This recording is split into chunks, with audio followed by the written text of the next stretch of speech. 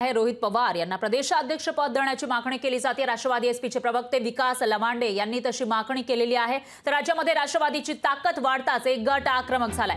शशिकांत शिंदे आणि रोहित पवार यांना संघटनेमध्ये मुख्य जबाबदारी द्या असं विकास लवांडे यांनी म्हटलेलं आहे। त्यामुळे आता पुढे नेमकं काय होणार, रोहित पवारांना प्रदेशाध्यक्ष पद देणार का राष्ट्रवादी एसपीचं ते पाहावं लागेल। मात्र त्यामध्येच आता जे तिथले प्रदेशाध्यक्ष आहेत जयंत पाटील यांच्यावर मग कोणती जबाबदारी दिली जाणार असा सवाल या ठिकाणी उपस्थित होतो।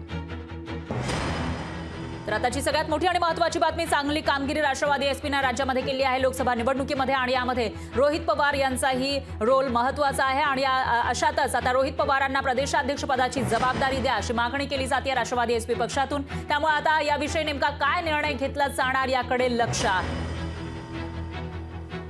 तर प्रदेशाध्यक्ष पदावरून जयंत पाटील यांची उचलबांगडी केली जाते का असाही सवाल या ठिकाणी उपस्थित होतोय। दरम्यान जयंत पाटील जे राष्ट्रवादी एसपीचे प्रदेशाध्यक्ष आहेत आणि त्याचबरोबर रोहित पवार आमदार आहेत आणि चांगले सक्रिय ते लोकसभा निवडणुकीमध्ये पाहायला मिळाले होते। प्रचार त्यांनी जोरदार केला आहे, चांगला रिझल्ट आल्याचंही दिसून आलंय। त्यामुळे आता पुढे नेमकं काय होणार, खांदेपालट होणार का राष्ट्रवादी एसपी मध्ये ते बघावं लागेल। लोकशाही मराठी ऐका, पहा, जागरूक रहा।